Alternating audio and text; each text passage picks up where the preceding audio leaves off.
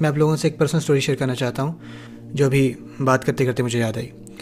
میری ایک فیملی سے ملاقات ہوئی، میں کسی کو پک آؤٹ نہیں کرنا چاہتا، لیکن میں آپ سے شیئر کرنا چاہتا ہوں کیونکہ میرا خیال ہے کہ یہ سٹوری فائدہ مند ہوگی۔ مسلمان سبحان اللہ اس ملک کے بعض حصوں میں ان کے پاس بہت پیسہ ہے، اتنا پیسہ ہے کہ یہاں پیسے کی کمی پرابلم نہیں ہے بلکہ پیسے کی زیادتی پرابلم ہے، اور ملک کے بعض علاقوں میں ایسی ہی صورتحال ہے۔ تو اس فیملی کے گھر پر، اور بائی دا وے ان کا گھر اس ہال کے آدھے حصے کے برابر ہوگا، یعنی کہ کافی بڑا گھر تھا۔ اب میں ان کے گھر گیا، ان کے بچوں کو کچھ نصیحتیں کی، ریمائنڈرز دیے، بہت پرتعیش جگہ تھی۔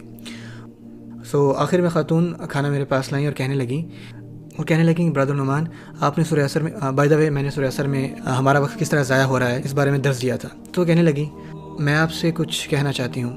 میں نے کہا جی پوچھیے۔ وہ آگے سے کہتی ہیں کہ میں اس گھر کو چھوڑنا نہیں چاہتی، مجھے گھر بہت پسند ہے، میں کسی اور گھر میں نہیں جانا چاہتی، مجھے آخرت نہیں چاہیے، بس مجھے ایک گھر چاہیے۔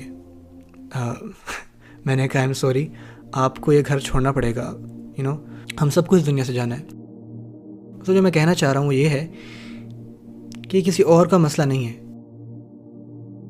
جب آپ دنیا کی محبت میں ڈوب جاتے ہیں تو تب دنیا سے اس طرح کے لگاؤ سے اپنا بچاؤ نہیں کر پاتے، اور آپ محسوس کریں گے کہ جب بھی آپ اپنی مسلمان فیملی میں موت کا تذکرہ کرتے ہیں یا وراثت کا ذکر کرتے ہیں یا آپ مرنے کے بعد کی بات کرتے ہیں یا آپ کا جنازہ کون پڑھائے گا، تو آپ کے ارد گرد لوگ انکمفرٹیبل فیل کرتے ہیں اور کہتے ہیں کہ یار ایسی باتیں نہ کیا کرو، ہر وقت فضول باتیں کیوں کرتے رہتے ہو۔ یہ ایک مسلمان کا رویہ نہیں ہے۔ مسلمان موت کو قبول کرتے ہیں اور اس سے فرار اختیار نہیں کرتے، اور جب ہماری فیملیز میں موت کا موضوع ممنوع قرار دیا جائے تو اب جانتے کیا ہوتا ہے، ہم احرص الناس علی حیات بن جاتے ہیں، ہم دوسروں کے مقابلے میں سب سے زیادہ حریص بن جاتے ہیں۔